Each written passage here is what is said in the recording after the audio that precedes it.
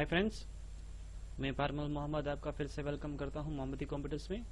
जो previous video थे उसमें मैंने बताया था कि जो हमारी लॉगिन प्रोसेस होती है, यूज़र और नेम और पासवर्ड जो डेटाबेस में से हम चेक करके अगर जो यूज़र नेम पासवर्ड वैलिड है तो जो रिमेनिंग पेजेस है, पेज 1 या पेज 2 है या फिर इंडेक्स पेज है, वो सब यूज़र व्यू कर पाएगा।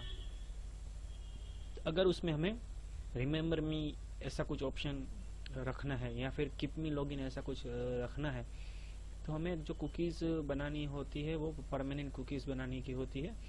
जो प्रीवियस वीडियो था इसमें जहाँ पे हमने लॉगिन चेक में यहाँ पे जो सेट कुकीज़ का हमने जो स्टेटमेंट लिखा हुआ है वो टेम्पररी कुकीज़ क्रिएट करता है। इससे क्या होता है कि जब भी यूज़र ब्राउज़र को क्लोज करता है तो कुकी डिस्ट्रॉय हो जाती है और वो अपने आप यूज़र लॉग आउट हो जाता है। अब हमें ऐसा कुछ यूज़र को फैसिलिटी प्रोवाइड करनी है या फीचर प्रोवाइड करना है कीप मी लॉगिन का, तो कैसे करेंगे इसके बारे में हम इस वीडियो में बात करेंगे। तो हमारा जो लॉगिन पेज था उसमें हमें एक चेकबॉक्स यूज़र को प्रोवाइड करने का होगा। यहाँ पे कीप मी लॉगिन का एक चेकबॉक्स यूज़र को प्रोवाइड करते हैं।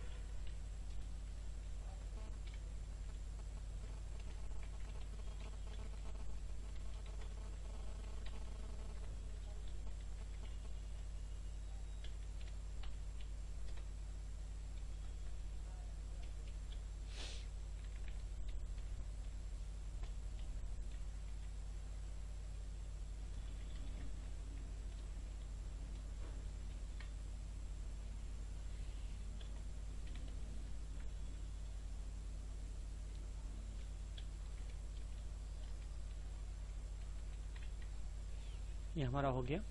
ये आउटपुट में देख लेते हैं हमें कैसा दिखाई देता है।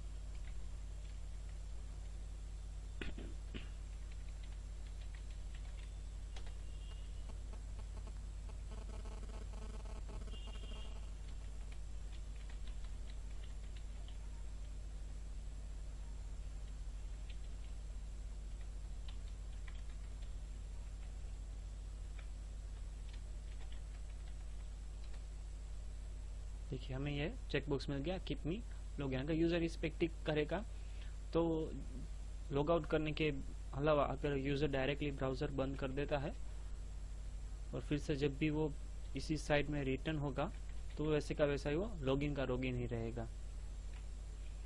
डेटाबेस में यूज़र नेम और पासवर्ड देख लेते हैं हम।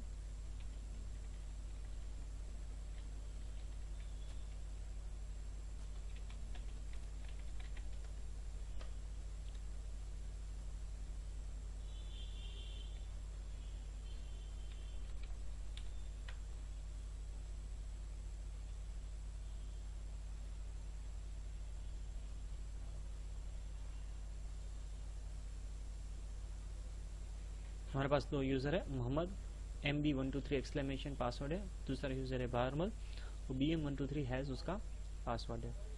यहाँ पे कीप मी लॉगिन का आप कोड करते हैं, कैसे करेंगे वो देखते हैं। जहाँ पे हमने लॉगिन चेक में अगर यूज़र का पासवर्ड और यूज़र नेम दोनों सही लिखा है तो यहाँ पे हमने कंडीशन लिखी हुई है और बाद में हमने यहाँ पे कुकी बनाई है। तो यहाँ पे ये नेस्टेड इफ हो जाएगा। नेस्टेड इफ में हम क्या लिखेंगे कि लॉगिन में जो हमने चेकबॉक्स बनाया उसका नेम हमने रखा है रिमेंबर, उसकी वैल्यू हो जाएगी 1। अगर ये रिमेंबर में 1 है तो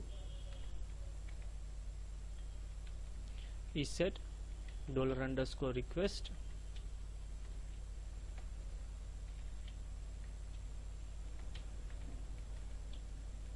रिमेंबर एंड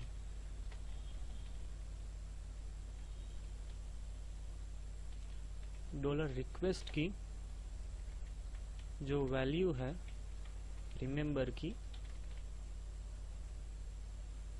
अगर वो 1 है तो यहाँ पे हमें टेम्पररी कुकीज़ बनानी है, वरना हमें यहाँ पे हमने परमानेंट कुकी बनानी है, वरना हमें यहाँ पे टेम्पररी कुकी। परमानेंट कुकी का टाइम ड्यूरेशन हमें क्या रखना है वो हमें डिसाइड करना है। टाइम ड्यूरेशन जनरली क्या होता है, कीप मी लॉगिन में जहाँ तक यूज़र लॉग आउट नहीं करता वहाँ तक वो वैसे का वैसा लॉगिन होना चाहिए। अगर यूज़र ने लॉग आउट किया है तभी वो नेक्स्ट टाइम फिर से यूज़र नेम और पासवर्ड यूज़र को इनपुट करना होगा।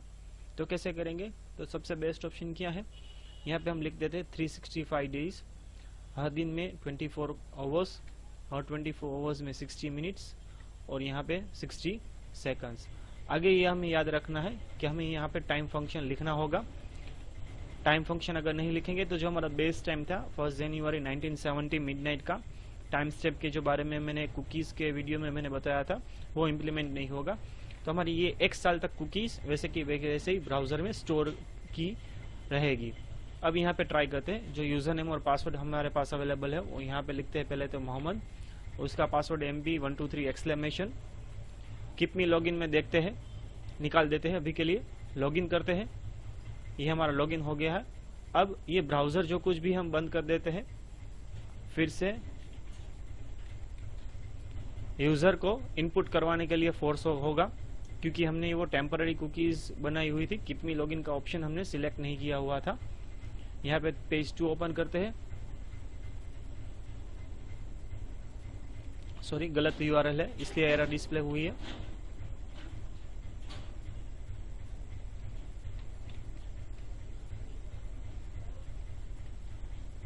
देखिए फिर से यूजर नेम और पासवर्ड। अब यहाँ पे कीप मी लॉगिन का ऑप्शन हम अनेबल रख रहे हैं।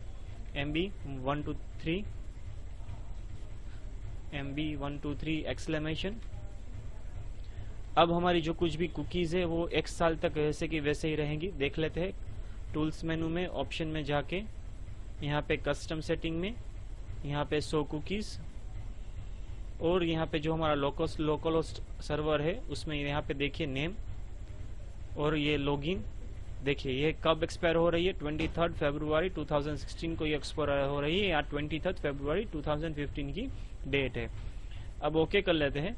ब्राउजर को क्लोज कर देते हैं। फिर से फायरफॉक्स ओपन करते हैं।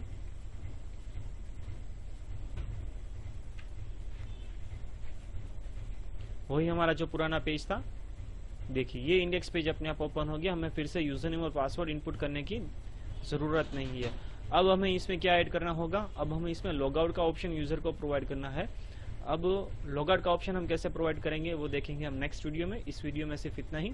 अगर मेरा वीडियो पसंद आया है तो प्लीज मेरी चैनल को सब्सक्राइब कीजिए, वीडियो को लाइक कीजिए और अपने दोस्तों के साथ शेयर कीजिए।